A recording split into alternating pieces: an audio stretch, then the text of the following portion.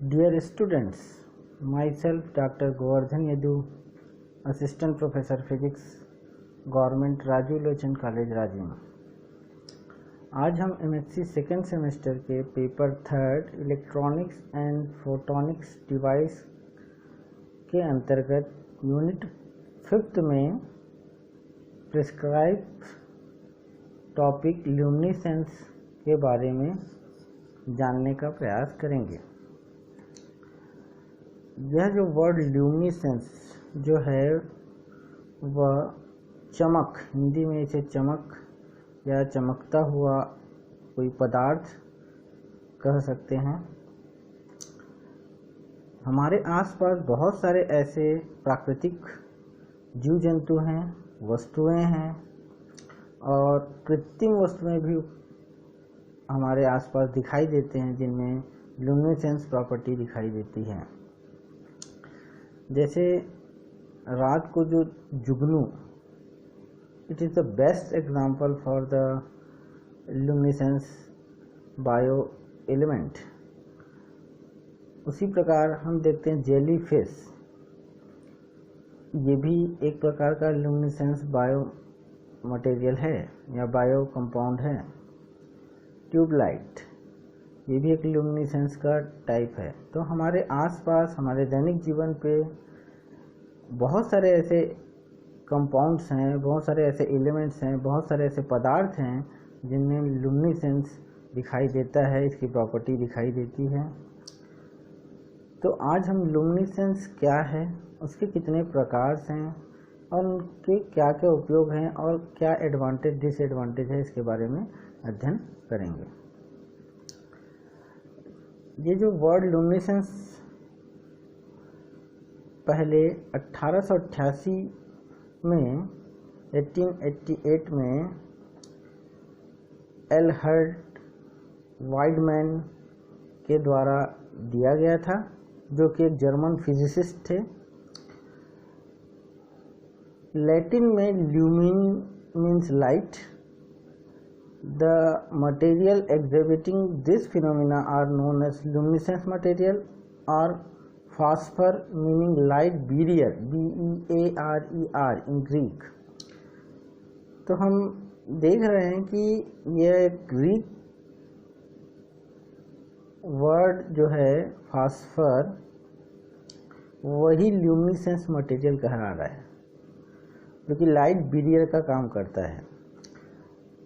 और जो Latin word है ल्यूमिन, L-U-M-E-N, उसका अर्थ होता है लाइट। अर्थात ऐसे मटेरियल जो लाइट एमिट करते हैं या जो लाइट ग्लो करते हैं वह ल्यूमिनेसेंस मटेरियल कहलाते हैं। ये जो डायग्राम दिख रहा है एल्हर्ड वाइडमैन का है। हम देखते हैं कि ल्यूमिनेसेंस है क्या, हम इसे कैसे समझ सकते हैं। तो इस स्लाइड का पहला लाइन देखिए, luminescence is a spontaneous emission of light bye a substance not resulting from heat. Luminescence एक ऐसा मटेरियल है या ल्यूमिनेसेंस एक ऐसी प्रॉपर्टी है जो स्पॉन्टेनियस एमिशन पर बेस्ड होती है और उस मटेरियल को, जिस मटेरियल से हम लाइट लेना चाहते हैं या लाइट देखना चाहते हैं, उसे हमें हीट नहीं करना पड़ता। अर्थात ऐसे मटेरियल जो इटसेल्फ लाइट प्रोड्यूस करते हैं, चाहे वो किसी भी रेंज में हो, यूवी रेंज में हो, विजिबल रेंज में हो, वह ल्यूमिनेसेंस मटेरियल कहला सकते हैं। लेकिन हम डेली लाइफ या हमारे आसपास के प्राकृतिक जीव जंतुओं में विजिबल लाइट को ही देख सकते हैं। तो सामान्यतः हम ऐसे कंपाउंड या ऐसे जीव जंतुओं के बारे में बात कर सकते हैं जो ल्यूमिनेसेंस बिहेवियर अपने नेचुरल इवेंट में दिखाते हैं।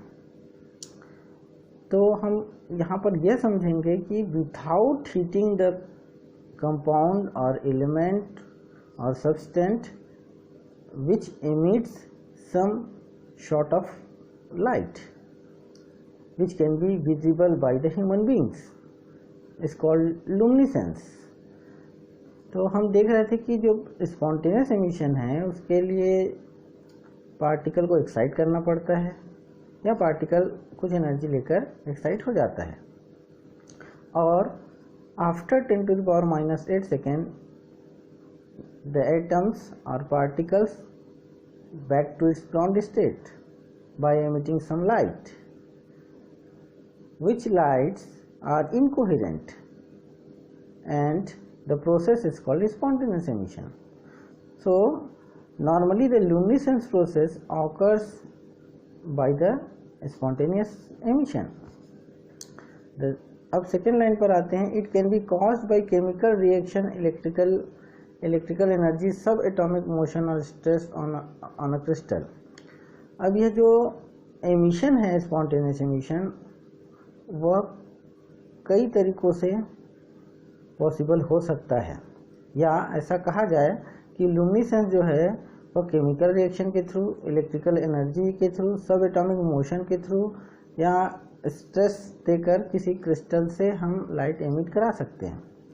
अब हम आगे देखेंगे इसके आगे स्लाइडों पर कि लुमिनेसेंस के बहुत सारे टाइप्स होते हैं, उन टाइप्स के लिए क्या क्या एनर्जी सोर्स चाहिए इसका भी डिस्क्रिप्शन हम आगे देखेंगे।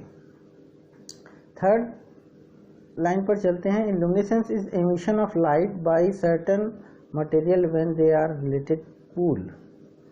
लुमिनेसेंस जो एमिशन है वह ऐसे मटेरियलों पर देखा जाता है जो रिलेटिवली कूल होते हैं, मतलब उसे हीट करने की ज़रूरत नहीं पड़ती। इसको हम पहले भी स्टेटमेंट में देख चुके हैं, अर्थात without heating the substance we can achieve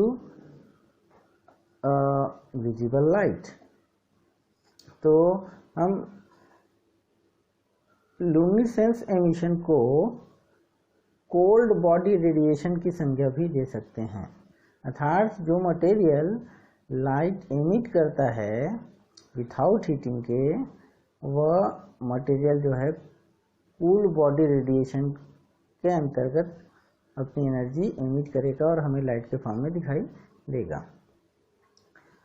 यहाँ पर कुछ एग्जांपल्स दिख रहे होंगे आपको, कुछ डायग्राम दिख रहे हैं। ये जो एक हीट है ये बायो लुमिनेसेंस के अंतर्गत आता है। अब आप यहाँ पर देख रहे हैं कि जो वाटर सी शोर है उसके पास में कुछ चमकता हुआ डायग्राम दिखाई दे रहा है। ये सब एक नेचुरल एग्जांपल हैं लुमिनेसेंस के। तो there are number of classification of luminescence. हम देखते हैं कि लुमिनेसेंस के बहुत सारे क्लासिफिकेशंस हैं, उनको हम 1 to 1 डिस्क्राइब करने का प्रयास करेंगे यहाँ पे। तो पहला देखते हैं electroluminescence. It produce by applying potential for electric field to luminescence material. नाम से स्पष्ट है इलेक्ट्रोलुमिनेसेंस, यानी कि जिस मटेरियल से हम लुमिनेसेंस लेना चाहते हैं, यदि उस मटेरियल को हम इलेक्ट्रिकली पावर दें, इलेक्ट्रिकली उस पर एनर्जी अप्लाई करें, तो वह मटेरियल जो अपने एक्साइटेड स्टेट पर चले आएगा और स्पॉन्टेनियस एमिशन होके फिर से जब ग्राउंड स्टेट पर आएगा तो वह एक रेडिएशन एमिट करेगा, और जब रेडिएशन एमिट करेगा तो हम कह सकते हैं वो जो एमिशन है वो इलेक्ट्रोलुमिनेसेंस के अंतर्गत आ रहा है। This is the first type of luminescence. जैसे एलईडी है, light emitting diode, flat panel televisions, FPT जिसे कहा जाता है फ्लैट पैनल टेलीविज़न, आजकल LED LCD के स्थान पर यही यूज़ हो रहा है। साथ ही साथ हम देखते हैं कंप्यूटर स्क्रीन्स, ये सब जो हैं वो इलेक्ट्रोलुमिनेसेंस पर बेस्ड हैं या उसके एग्जांपल हो सकते हैं। सेकंड जो इसमें हम देख रहे हैं photo luminescence, it takes the place by absorption of photons, UV radiation. यदि मटेरियल को यूवी लाइट दिया जाए अर्थात फोटॉन्स दिया जाए तो वह मटेरियल एक्साइट होकर स्पॉन्टेनियसली एमिट करने के बाद अगर एनर्जी रिलीज करता है लाइट के फॉर्म, विजिबल लाइट के फॉर्म में, तो फोटोलुमिनेसेंस कहलाता है। हम आगे देखेंगे कि जब किसी मटेरियल पर यूवी लाइट दिया जाता है और वो विजिबल लाइट देता है, या उसे विजिबल लाइट अगर दिया जाए और यूवी लाइट हमें एमिट करके देता है, तो यह फोटोल्यूमिनेसेंस का एक एग्जांपल हो सकता है। हाँ, नेक्स्ट अब देखेंगे हम लोग thermoluminescence. It originate when previously irradiated substance is heated. जब हम किसी सब्सटेंस को हीट करते हैं और इस हीट के फलस्वरूप हमें कुछ लाइट मिलता है, लाइट एमिट होके मिलता है, तो वह थर्मोल्यूमिनेसेंस के अंतर्गत आता है।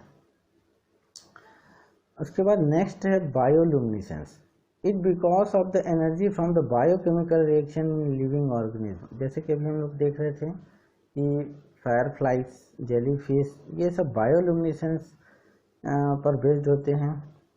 इसमें कुछ बायोकेमिकल रिएक्शंस होते हैं इसके बॉडीज में, जिसके कारण वह कुछ लाइट एमिट करता है जो हमें दिखाई देता है।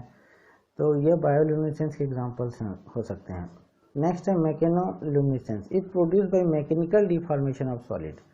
जब हम किसी सॉलिड पर मैकेनिकल वर्क करते हैं, मैकेनिकल एनर्जी देते हैं, तो जो लाइट एमिट होकर हमें दिखाई देती है, जो चमकती हुई लाइट दिखाई देती है, उससे हम मैकेनोल्यूमिनेसेंस की संज्ञा दे सकते हैं। नेक्स्ट है cathodoluminescence. It is due to the energetic electrons और कैथोड रे। यदि किसी सब्सटेंस पर हम कैथोड रे इंसिडेंट करें या एनर्जेटिक इलेक्ट्रॉन्स उस पर डालें, तब जो सब्सटेंस है वो एक्साइटेड स्टेट पर जाकर, उसके सब्सटेंस के जो एटम्स हैं एक्साइटेड स्टेट पर जाकर अगर अंडरगो हो जाते हैं लोअर एनर्जी स्टेट पर और कुछ एमिट करते हैं रेडिएशन, तो ये वो कैथोडिक लुमिनेसेंस के अंतर्गत आ सकता है।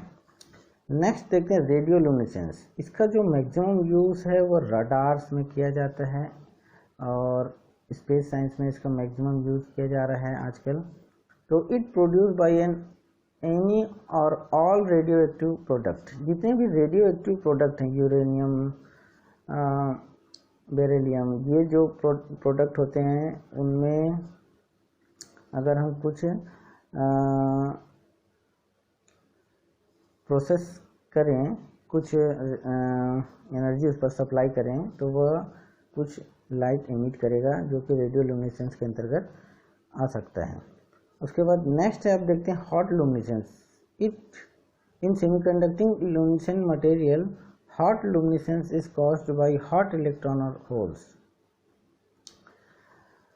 यदि किसी मटेरियल पर, लुमिनेसेंस मटेरियल पर, सेमीकंडक्टिंग लुमिनेसेंट मटेरियल पर बहुत तेज गति से बहुत गर्म इलेक्ट्रॉन या होल्स को अगर इंसिडेंट किया जाए, तो वह मटेरियल भी कुछ लाइट या ग्लो शो करेगा, जिसे हम हॉट लुमिनेसेंस की संज्ञा दे सकते हैं।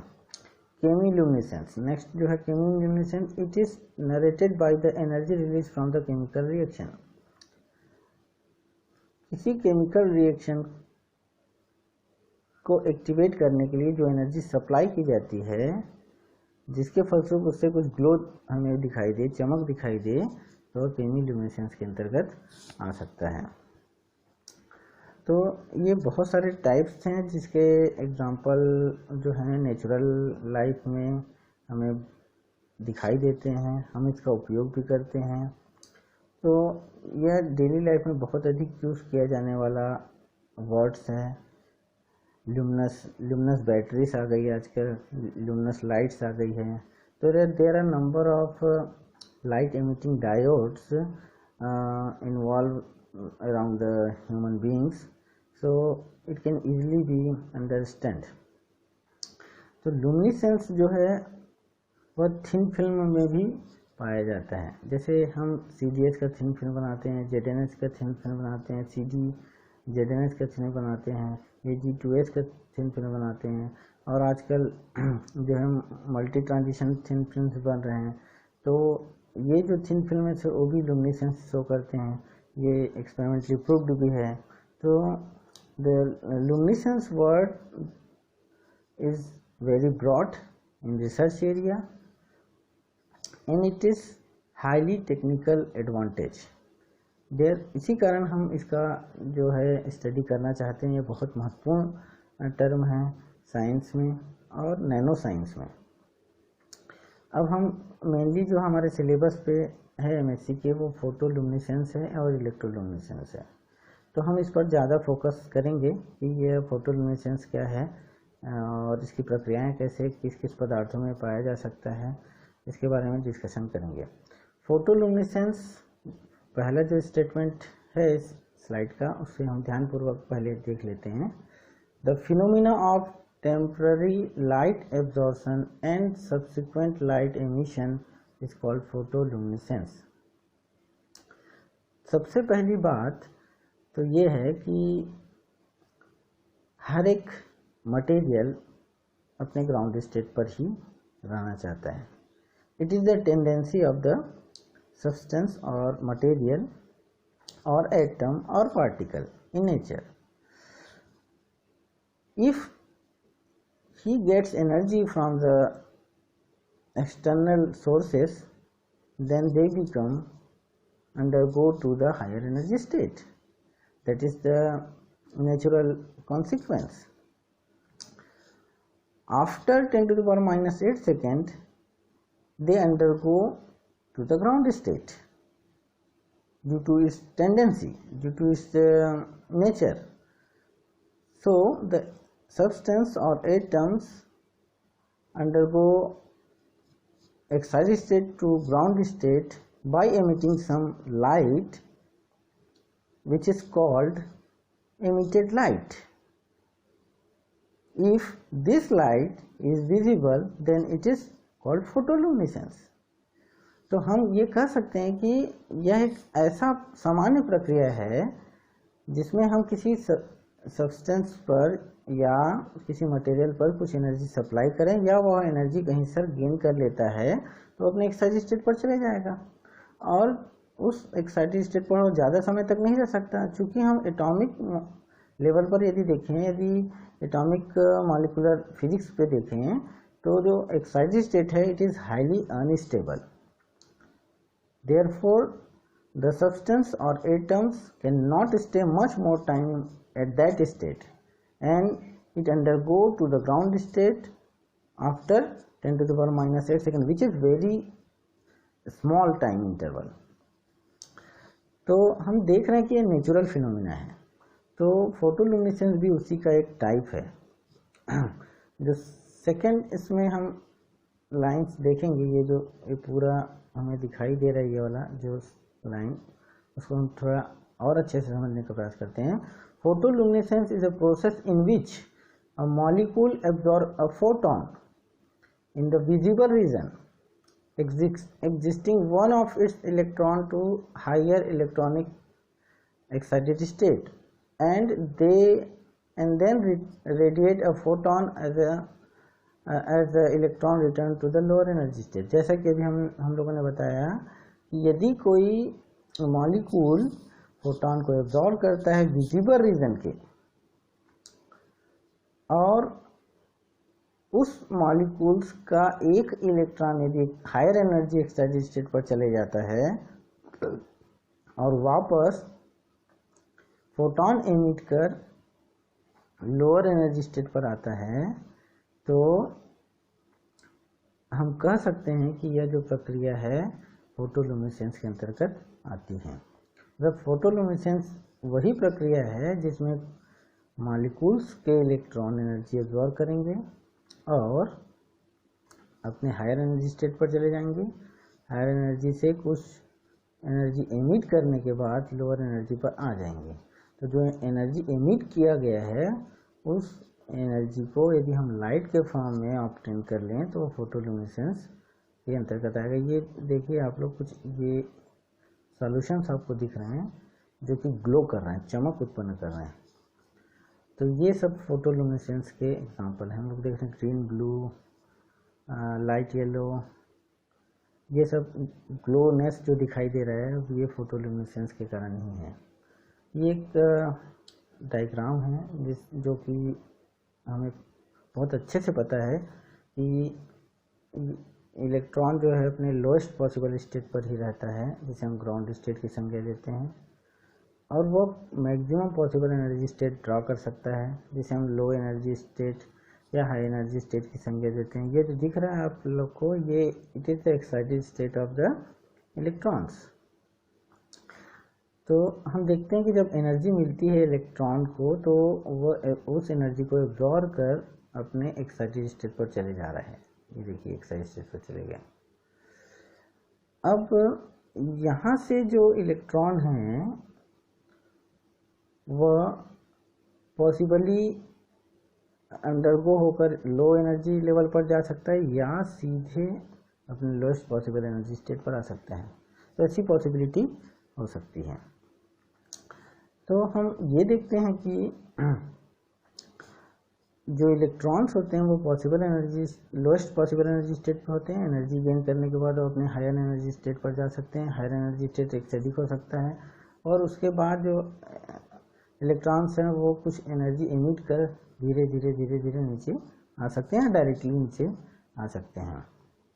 तो एक सामान्य प्रक्रिया जिसको हम लेजर में पढ़ते हैं, एटॉमिक मॉलिक्यूलर में पढ़ते हैं। तो हम देखते हैं कि प्रोसेस ऑफ फोटोल्यूमिनेसेंस जो है वह 3 अलग अलग भागों में डिवाइड किया गया है यहाँ पे। Excitation, relaxation and emission. Excitation means अभी हमने देखा कि जब किसी मॉलिक्यूल्स पर या किसी सब्सटेंस पर कुछ एनर्जी अप्लाई किया जाए, वो एनर्जी किसी भी प्रकार की हो सकती है, इलेक्ट्रिकल हो सकती है, थर्मल हो सकती है, और किसी भी रूप की हो सकती है। तो हम देख सकते हैं कि बहुत सारे एनर्जी अप्लाई करने के तरीके होते हैं। तो जो सब्सटेंस है मॉलिक्यूल से वो एक्साइट हो सकता है। तो एक्साइटेशन वही कहलाता है कि जब सब्सटेंस को एनर्जी मिलती है तो अपने एक्साइटेड स्टेट पर चले जाता है, तो एक्साइटेशन प्रोसेस करता है। रिलैक्सेशन होगा, कुछ टाइम तक उस एक्साइटेड एनर्जी स्टेट पर रहेगा। जैसे कि हम देख रहे हैं कि ल्यूमिनेसेंस में स्पॉन्टेनियस एमिशन जो है वो हो रहा है। इस कारण 10⁻⁸ सेकेंड का जो टाइम पीरियड है उसको हम रिलैक्सेशन कर सकते हैं, और उसके बाद वो खुद नीचे ग्राउंड स्टेट पर आ जाता है। तो उसे हम उस प्रोसेस को हम बोलते हैं एमिशन। ये जो लास्ट दिख रहा है आपको, ये जो diagram, input any form of energy and get output light energy.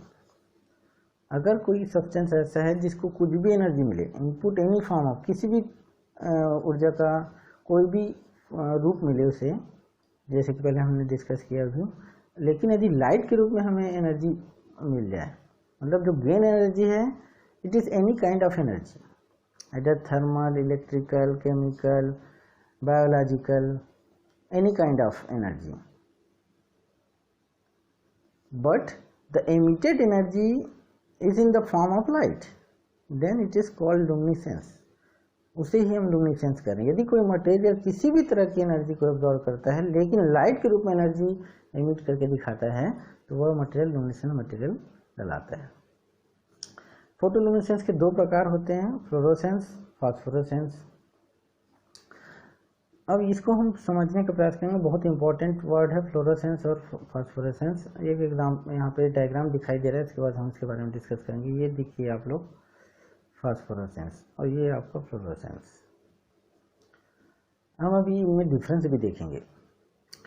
एक सामान्य समझ के अनुसार हम देखते हैं कि यदि किसी सब्सटेंस पर हमने कुछ एनर्जी अप्लाई किया, सपोज वो एनर्जी इलेक्ट्रिकल एनर्जी है,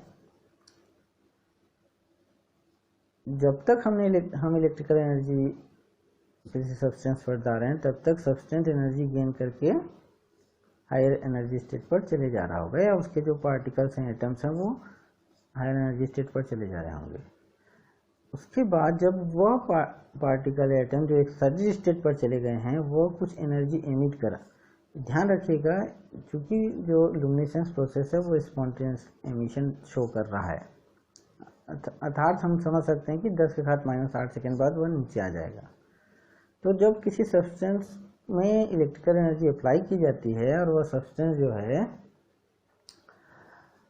एक्साइटेड स्टेट पर चले जाता है और 10⁻⁸ सेकेंड के बाद वापस नीचे आता है तो कुछ एनर्जी एमिट करता है, और हम जो एनर्जी अप्लाई करें उस सब्सटेंस पर, यदि उसे कंटिन्यूस रखते हैं और यदि हमें कंटिन्यूस लाइट एमिटेड मिलता है, लेकिन जब यदि हम एनर्जी अप्लाई करना अगर बंद कर दें सब्सटेंस पर और उस दौरान चमक भी बंद हो जाए, उस दौरान ग्लो भी बंद हो जाए, उस दौरान जो है वह रेडिएशन एमिट ना करे, तो हम उस मटेरियल में जो रेडिएशन एमिट होकर हमें दिखाई दे रहा था उसको हम फ्लोरोसेंस की संज्ञा देंगे।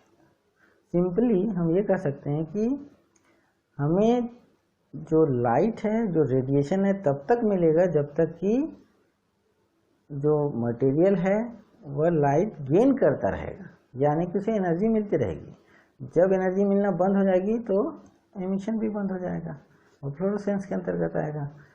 फास्फोरोसेंस में क्या होता है कि यदि हम किसी मटेरियल पर एनर्जी अप्लाई करते हैं, किसी भी टाइप की एनर्जी अप्लाई करते हैं और वह एमिटेड एनर्जी देते रहता है, और एक समय ऐसा आता है कि जब हम इंसिडेंट रेडिएशन को बंद कर दें, इंसिडेंट एनर्जी को बंद कर दें, मटेरियल पर एनर्जी देना बंद कर दें, फिर भी हमें एमिशन मिलते रहे कुछ समय तक या कुछ घंटों तक, हम उसे फास्फोरोसेंस की संज्ञा देते हैं। तो ये दो वर्ड जो है बहुत इम्पोर्टेंट है हमारे लिए, इसको हम एक प्रॉपर सेंटेंस में भी पढ़ सकते हैं, लिख सकते हैं और देख सकते हैं, अच्छे से समझ सकते हैं। फ्लोरोसेंस देखिए आप लोग, it is the absorption of energy by atom or molecules followed by immediate emission of light electromagnetic radiation। जब तक सिस्टम को एनर्जी मिलती रहेगी तब तक वो लाइट एमिट करता रहेगा, तो फ्लोरोसेंस कहलाएगा।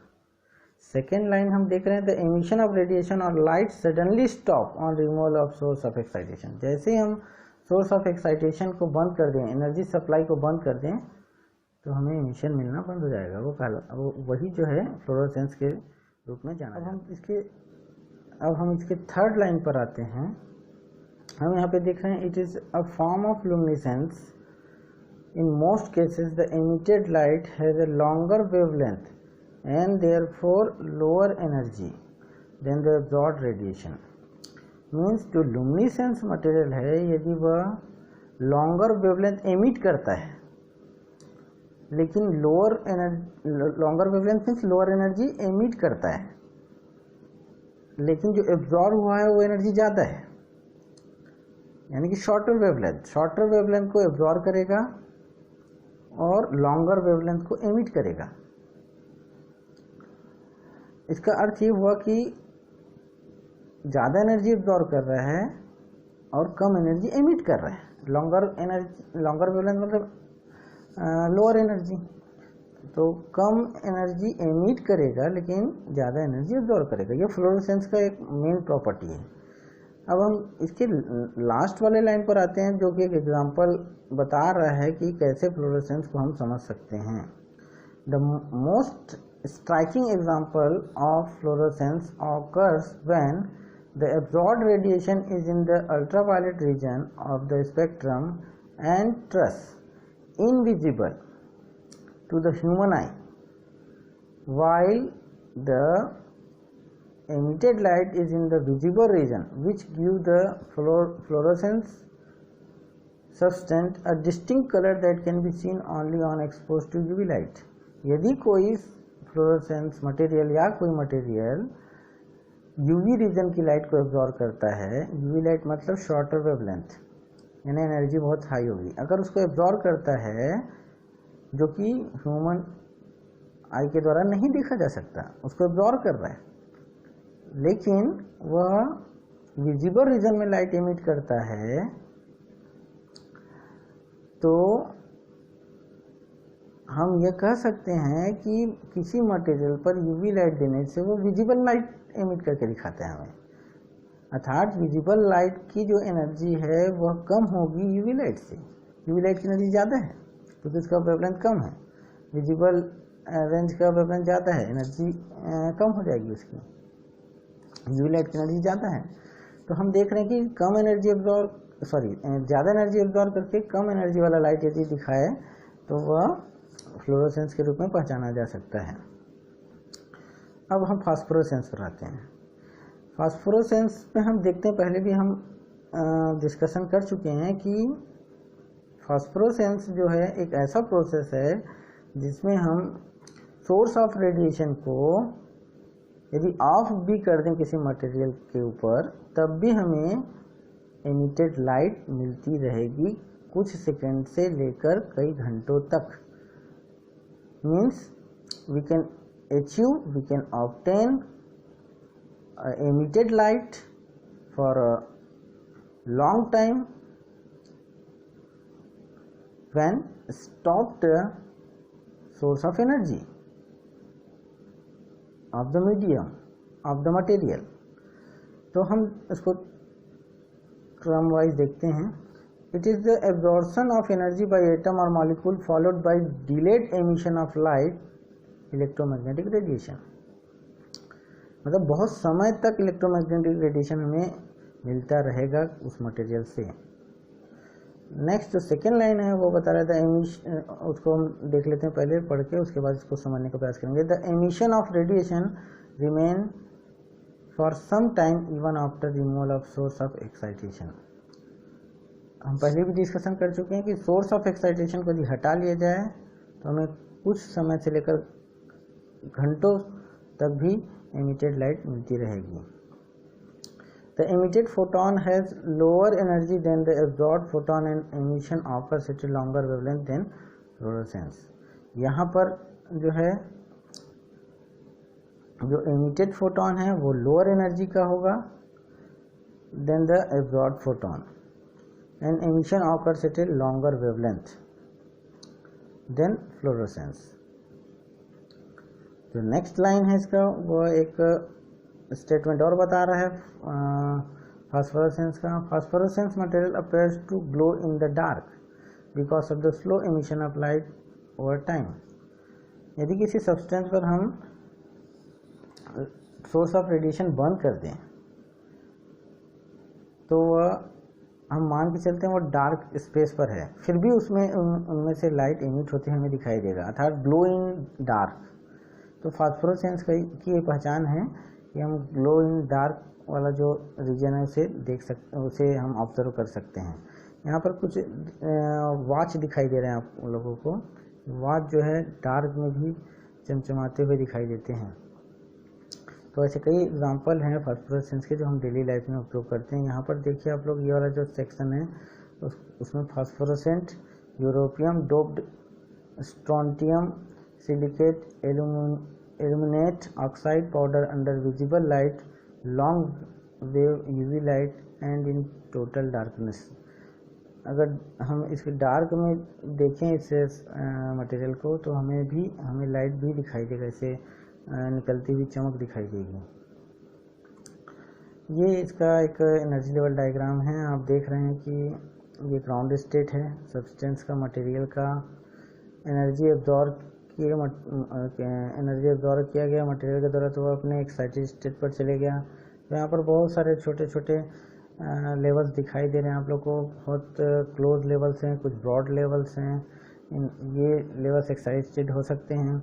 इन लेवल्स के बीच में हम देखते हैं कि ये जो लेवल्स दिखाई दे रहे हैं आपको, उसमें internal conversation and vibrational relaxation के कारण वो धीरे धीरे नीचे भी आते जा रहा है। अब उसके बाद हम देखेंगे कि ये जो स्टेट S1 दिखाई दे रहा है आपको, यहाँ से यदि पार्टिकल या एटम्स एमिट करके, लाइट एमिट करके, रेडिएशन एमिट करके अपने ग्राउंड स्टेट पर आ जाता है। लेकिन यह प्रोसेस कब तक होते रहेगा? जब तक कि अपन सोर्स ऑफ एनर्जी जो है, ये जो सोर्स ऑफ एनर्जी है, ये जो एनर्जी हम अप्लाई करते रहें, तब तक ये हमको दिखाई देगा, तो फ्लोरोसेंस कहलाएगा। लेकिन जब इस source of energy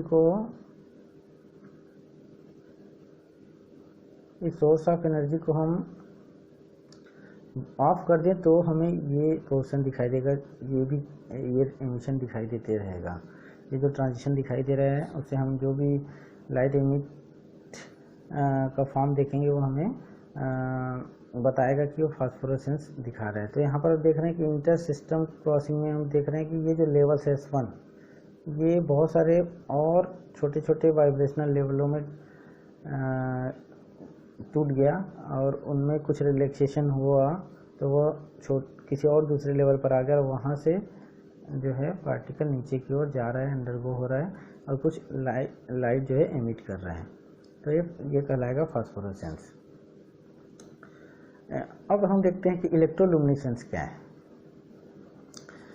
इलेक्ट्रोलुमिनेसेंस is an optical phenomena and electrical phenomena in which a material emits light in response to the passage of an electric current or to a strong electric field.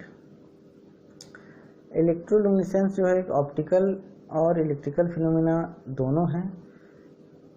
इसमें material जो है उसको हम कुछ electric current pass करते हैं उस पर और एक या स्ट्रॉन्ग इलेक्ट्रिक फील्ड लगाते हैं उस पर, जिससे हमें कुछ लाइट एमिटेड रूप में दिखाई देता है। ये देखिए आप लोग को डिस्प्ले बोर्ड दिखाई दे रहा है, न्यूमेरिक डिस्प्ले बोर्ड कहा जाता है इसे। अब हम लास्ट इसके स्टेटमेंट को देखते हैं कि electroluminescence is a non thermal generation of light. Means बिना किसी हीट दिए हुए सब्सटेंस में अपन इलेक्ट्रिक फील्ड लगाएं, मतलब जो सोर्स ऑफ एनर्जी वो इलेक्ट्रिक फील्ड है, स्ट्रॉन्ग इलेक्ट्रिक फील्ड है, तो अगर वह लाइट एमिट करके हमें दे तो वह इलेक्ट्रोलुमिनेसेंस के अंतर्गत आएगा। फोटोलुमिनेसेंस की कुछ यहाँ पर एप्लीकेशंस हैं।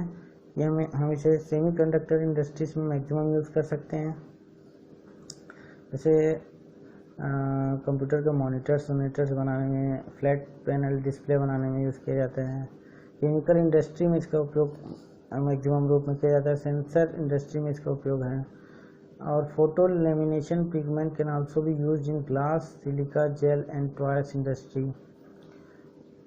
ये जो फोटोलुमिनेसेंस के एप्लीकेशन है वो खिलौने के इंडस्ट्री में भी यूज़ किया जाता है। ग्लास, सिलिका, जेल बनाने में यूज़ किया जाता है। फोटो पिगमेंट सब्सटेंस बनाने में भी इसका उपयोग किया जाता है। तो हम लोग ये डायग्राम में देख रहे हैं बहुत सारे फोटोलुमिनेसेंस के अलग अलग एग्जांपल्स यहाँ पे शो हो रहे हैं डायग्रामेटिकली। एडवांटेज और डिसएडवांटेज बताते हैं। एडवांटेज ये है कि ये हाई सेंसिटिव है। फोटोलुमिनेसेंस जो है वो हाई सेंसिटिव है, बहुत अधिक सेंसिटिव प्रोसेस है। गुड एनर्जी रिस्पांस बहुत अच्छा आता है। विजिबिलिटी बहुत अधिक है इसकी। High resistance to high humidity and magnetic field, बहुत अधिक ह्यूमिडिटी और हाई रेजिस्टेंस वाला एक प्रोसेस है ये। डिसएडवांटेज ये है कि not advisable for radio active element, इसे रेडियो एक्टिव एलिमेंट पर ज़्यादा प्रयोग नहीं किया जा सकता, क्योंकि रेडियो एक्टिव एलिमेंट बहुत खतरनाक होता है। यदि वह एक्सपोज होता है तो ह्यूमन बींग्स के लिए बहुत डेंजरस है। न्यूट्रॉन डोमेस्ट्री प्रॉब्लम, न्यूट्रॉन जो प्रॉब्लम्स है न्यूक्लियस के अंदर, उसके लिए भी यह ज़्यादा लाभदायक नहीं है। Difficult to study complex system, इसमें एमिशन के सिस्टम को बताना थोड़ा कठिन है। तो हमने देखा कि लुमिनेसेंस मटेरियल जो है वह चमक उत्पन्न करने वाला मटेरियल होता है, ग्लो करने वाला मटेरियल होता है। और हम देखते हैं कि कैल्शियम, बेरिलियम, स्ट्रोंशियम के ऑक्साइड्स, सिलिकेट्स, सल्फाइड्स ये एक नॉर्मल लुमिनेसेंस मटेरियल के अंतर्गत आते हैं। हम ये भी जान सकते हैं कि जो लुमिनेसेंस मटेरियल हैं, यदि उसमें कुछ इम्प्योरिटी ऐड कर दिया जाए, यानी कुछ डिफेक्ट इम्प्लीमेंट कर दिया जाए किसी लुमिनेसेंट मटेरियल पर, तो हम लुमिनस एमिशन को कंट्रोल भी कर सकते हैं। Means when we incorporate impurities or defect in the material, then we can control the luminous emission। यानी कि जैसे हमें UV लाइट यदि हम किसी सब्सटेंस पर देते हैं और हमें विजिबल लाइट मिल रहा है, तो हम यदि कुछ इम्प्योरिटी उस पर ऐड करें तो वह मटेरियल यूवी लाइट लेता है, यूवी लाइट दे दे, तो हमने जो विजिबल रेडिएशन ऑब्टेन किया है उसके जगह पे हम यूवी लाइट ऑब्टेन कर रहे हैं, यूवी लाइट जैसे यूवी लाइट मिल रहा है हमें। तो ये कंट्रोल जो है इम्प्योरिटी के कारण भी हमें मिल सकता है। सो यह जो टॉपिक बहुत इंटरेस्टिंग है और यदि हम इसे पुस्तकों में अच्छे से पढ़े तो बहुत इंटरेस्टिंग फिनोमेना इस पर दिखाई देती है। हम इस लेक्चर के माध्यम से जो सेकेंड सेमेस्टर का जो 5th यूनिट है उसके इस पार्ट लुमिनेसेंस पार्ट को इसमें हमने कवर किया है।